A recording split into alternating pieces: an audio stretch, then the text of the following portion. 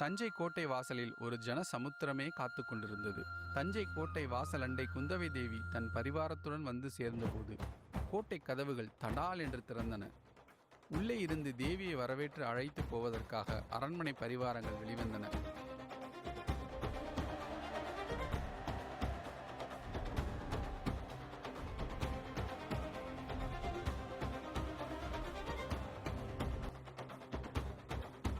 அந்த பரிவாரங்களின் முன்னிலையில் இரு பழுவேட்டரையர்களும் இருந்தார்கள். அது மட்டுமல்ல, அவர்களுக்கு பின்னால் முத்து பதித்த தந்த பல்லக்கு ஒன்று வந்தது.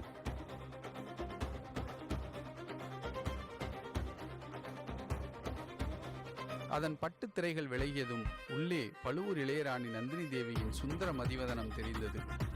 குந்தவை யானையிலிருந்தும் நந்தினி பல்லக்கிலிருந்தும் இறங்கினார்கள். நந்தினி விரைந்து முன்னால் சென்று குந்தவைக்கு முகமன் கூறி வரவேற்றாள். மக்களும் மிக்க மகிழ்ச்சியில் ஆழ்ந்திருக்கையில் நந்தினிக்கும் குந்தவைக்கும் நடந்த சம்பாஷணை மின்னலை மின்னல் வெட்டும் தோரணையில் அமைந்தது. தேவி, வருக. எங்களை அடியோடு மறந்து விட்டீர்களோ என்று நினைத்தோம். இளைய பிராட்டியின் கருணை எல்லையற்றது என்பதை இன்று அறிந்தோம். அது எப்படி ராணி? தூரத்தில் இருந்தால் மறந்து விட்டதா அர்த்தமா? நீங்கள் பழைய அறைக்கு வராதபடியால் என்னை மறந்து விட்டதா வைத்துக் கொள்ளாமா?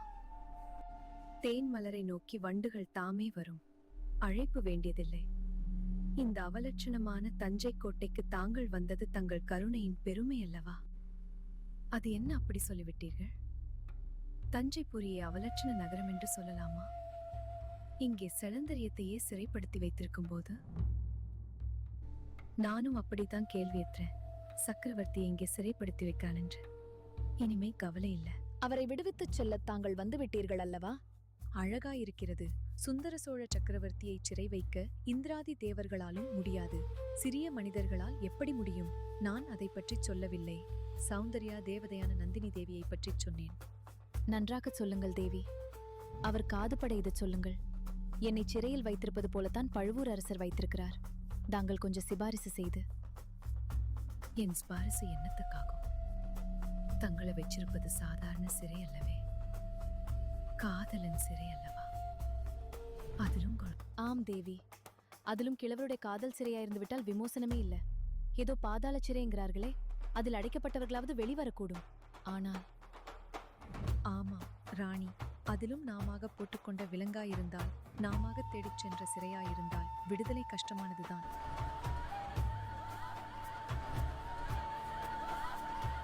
அதோ அங்கே என்ன அவ்வளவு கூச்சல்? பெண்கள் பலர் இளைய பிராட்டியை அடிக்கடி அரண்மனைக்கு வந்து பார்க்க அவர்கள் விரும்புவதாகவும், ஆகையால் நவராத்திரி 9 நாளும் கோட்டைக்குள் பிரவேசிப்பதில் உள்ள கட்டுக்காவல்களை நீக்கிவிட வேண்டும் என்று அவர்கள் கூறுவதாக தெரிந்தது. ராணி, தங்கள் கணவரிடமாவது மைத்துனரிடமாவது சொல்லி இவர்களுடைய கோரிக்கையை நிறைவேற்றச் சொல்லுங்கள். இவர்களால் சோழ சாம்ராஜ்யத்துக்கு என்ன ஆபத்து வந்துவிடும்? பழுவூர் சகோதரர்களின் ஆணை 4 திசையிலும் கடற்கரை வரையில் நீண்டு பறந்திருக்கிறது அல்லவா? அது என்ன, கடற்கரையோடு நிறுத்திவிட்டீர்கள்? கடல் கடந்து அப்பாலும் அவர்களுடைய ஆணையும் அதிகாரமும் போகின்றன. இந்த பாதகி வார்த்தையின் உட்கருத்து யாதாயிருக்கலாம்?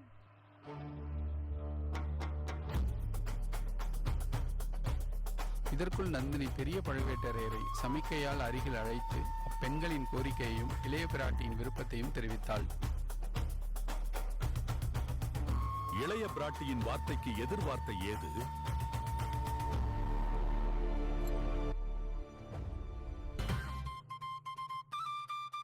அனைவரும் அரண்மனைக்குள் சென்றார்கள்.